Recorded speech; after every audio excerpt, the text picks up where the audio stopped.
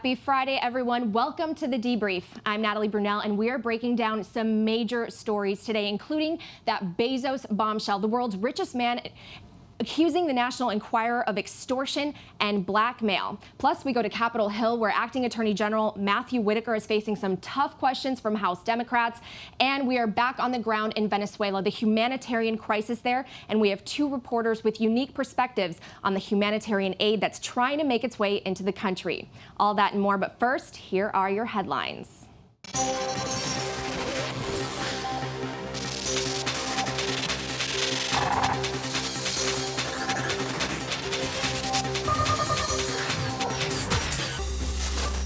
The acting attorney general is facing the House Judiciary Committee today. Have you communicated anything you learned in that briefing about the investigation to President Trump? Yes or no? I have not talked to the President of the United States about the special counsel's investigation. Bill for comprehensive health reform was first introduced by John Dingell Sr. in 1943. 65 years later, his son continues to introduce that same bill at the beginning of each session. Former Michigan Representative John Dingell, the longest-serving member of Congress in history, has died. John Dingell, who served 30 terms in the House, was 92 years old when he died last night. A teen was found alive in the rubble of that apartment building collapse in Turkey 2 days after it crumbled. The boy was pulled from under 8 stories of debris. So far, 10 people have been killed and more than a dozen rescued. Crews are still on the scene looking for more survivors. The cause of that collapse is under investigation. Landscapers are getting the credit for saving a pilot whose hot air balloon lost control. High winds in Southern California made the balloon difficult to handle for Brian Lynch. He eventually found himself floating above a gated community. Lynch dropped a rope down to a landscaping crew on the ground, and they got the balloon secure. No one was hurt. Finally, you can name a cockroach after an ex who might be bugging you. The El Paso Zoo is offering you the chance. You name the cockroach through the zoo's Facebook page. Then on Valentine's Day, you can watch the roaches be fed to the meerkats on a webcam.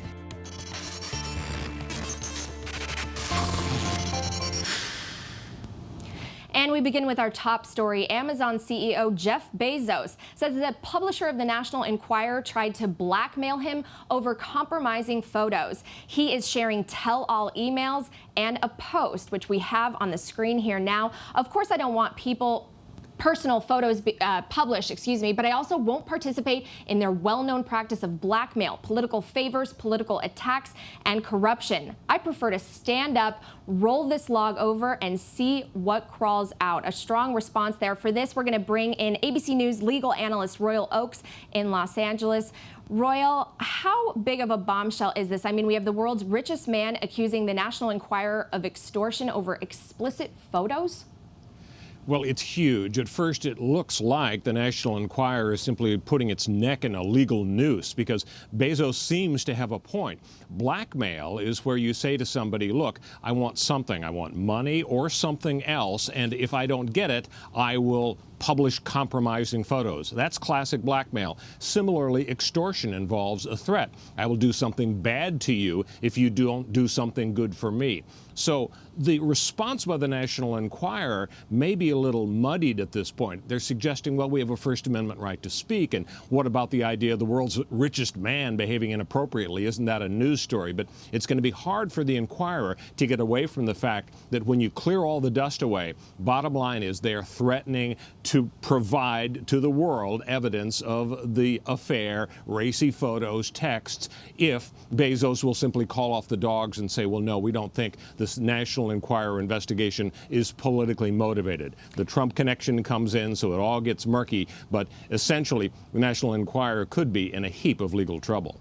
And Royal, let's talk a little bit more about that Trump connection, because the National Enquirer is owned by AMI Media, which is run by David Pecker, a longtime friend of Donald Trump. So let's talk about the politics here.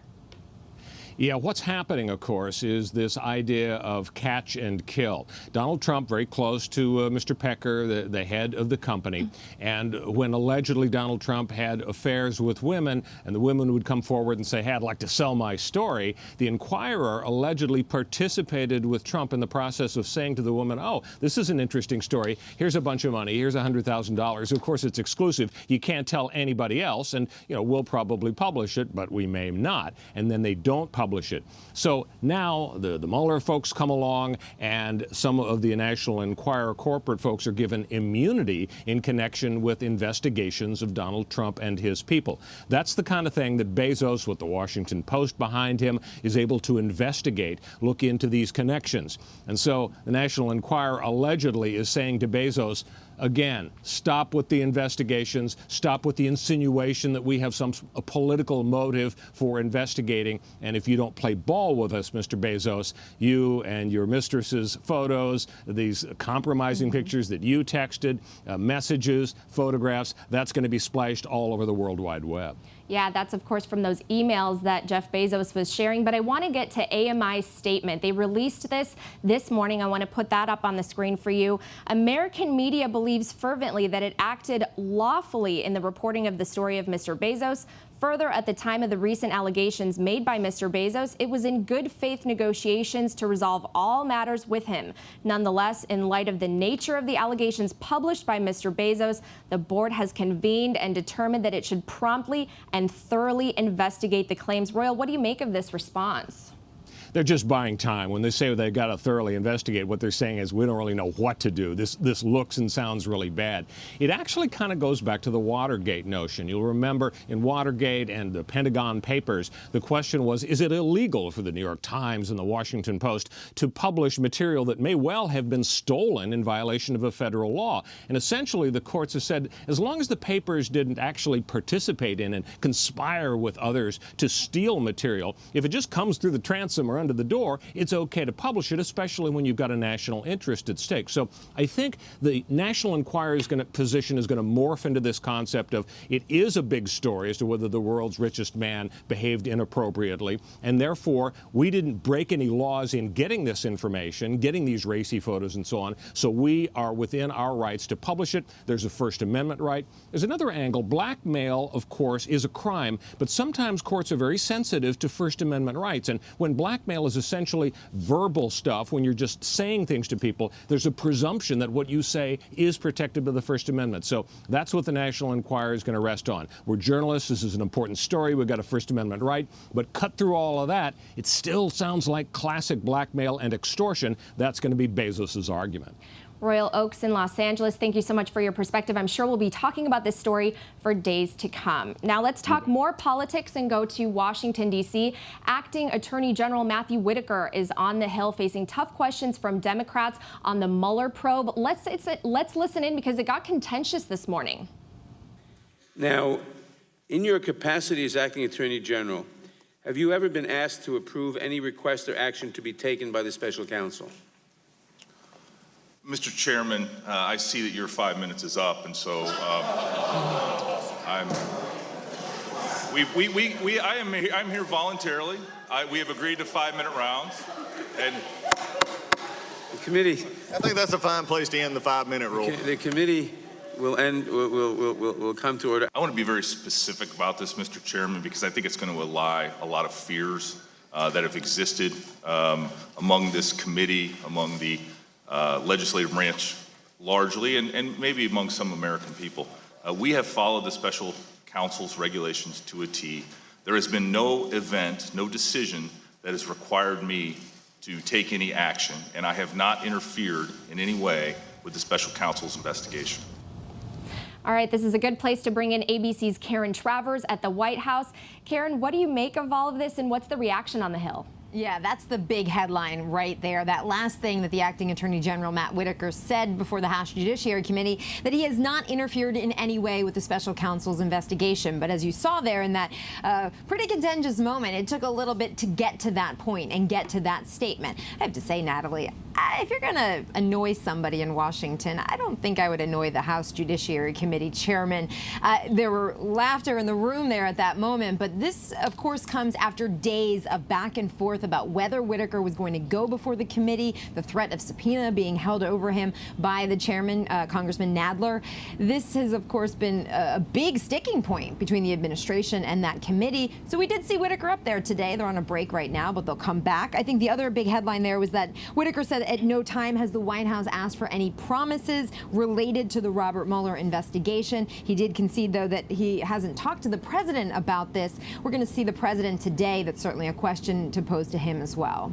Yeah, Karen, and I know that you'll be following that as it continues, and at least it makes for some good television, right? But I want to turn now to the shutdown. That deadline is looming, but there's some optimistic news that we might avoid it. Glimmers of optimism right now that lawmakers might be able to come together on some compromise on border security and government funding. They have until next week, the end of the day, next Friday, February 15th, to reach an agreement. And certainly there are hints that Democrats are going to come up on their number of billions of dollars for fencing along the U.S.-Mexico border, and that Republicans realize that the president is not going to get the $5.7 billion he wants for a border wall. But Natalie, the big question mark in all of this, the wild card, the same as it's been for the past couple of months. What is the president going to do? What will he sign? Because 2 days before the last deadline in December, it seemed like everything was fine, all systems go for the president to sign bipartisan legislation. The next day, after the Senate voted on it, he said he wouldn't sign it. And that's what happened then with the shutdown. Will we be in that same position next week? Stay tuned. Nobody has any idea at this point, a clear answer on what the president is going to concede on. Yeah, what the president will do and what the president will tweet. Thank you so much, Karen Travers at the White House. And let's go now to Virginia. It's been such a chaotic week there. Now there are 4 top government officials under fire there and facing pressures to resign. The latest is Senate Majority Leader Tommy Norment. And for that story, we go to Chief National Affairs Correspondent Tom Yamas. Overnight, Virginia's congressional Democrats, along with the Legislative Black Caucus, both issuing statements and still calling on Governor Northam to resign. Remember, he's also a Democrat. But when it comes to those sexual assault allegations against Lieutenant Governor Justin Fairfax, they say they want more answers, some even calling for an investigation. But so far, no one has taken any action to launch an actual investigation. As for the Attorney General, Mark Herring, remember, he is a Democrat as well. It seems like elected Democrats are standing by him, that they take his apology as more sincere than the governor's. This all happening during one of the busiest times here in Richmond. This is when they pass a lot of bills during the legislative session here. And Virginians we've talked to out on the street, regular citizens telling us this has been very embarrassing. One person even telling us everyone's going to think that we are losers in Virginia. They want these scandals to stop, but people are also asking the question, what's next? Yeah, a lot of questions about how they're going to move forward there. Thank you so much, Tom. Meantime, the 2020 campaign season is underway, and that means we're headed to Iowa and our own Rachel Scott, who's on the ground there. Now, Rachel, who's got some campaign stops there today?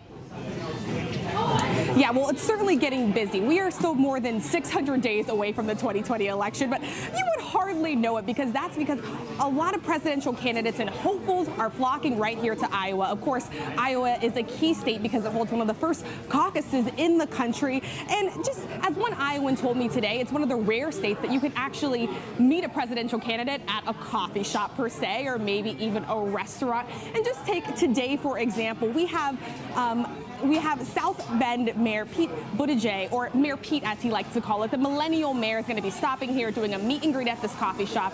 But he's not the only one in Iowa today. Senator Cory Booker is also here holding several events and roundtables. He'll be here today and tomorrow. And Senator Elizabeth Warren, who hasn't even officially announced her candidacy for president, will be here on Sunday. And just in case you thought the field was, maybe too crowded, it's going to get even more, may potentially be even more crowded on Sunday. I'll be heading to Minnesota, where Senator Klobuchar is expected to make a special announcement announcement, and no one is making this easy on any of us reporters that are here.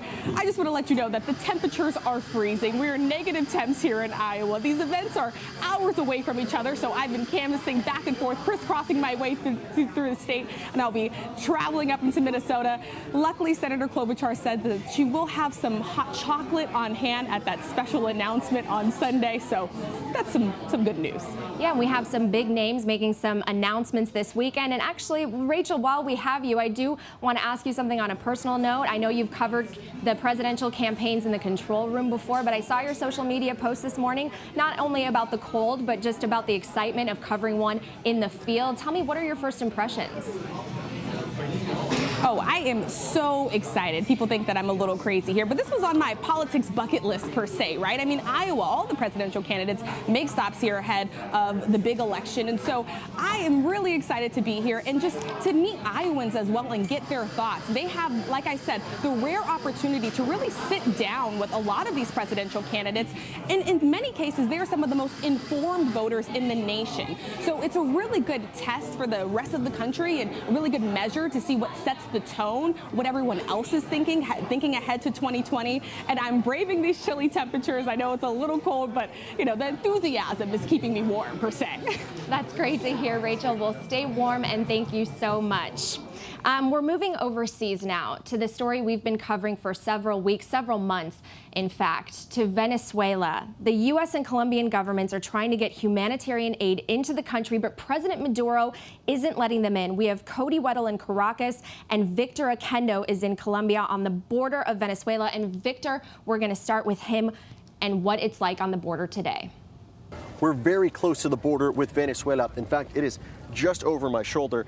The crossing into the country, just that way, it is now being blocked off by the Nicolas Maduro regime. We're standing right in front of a warehouse that is now filled with humanitarian aid.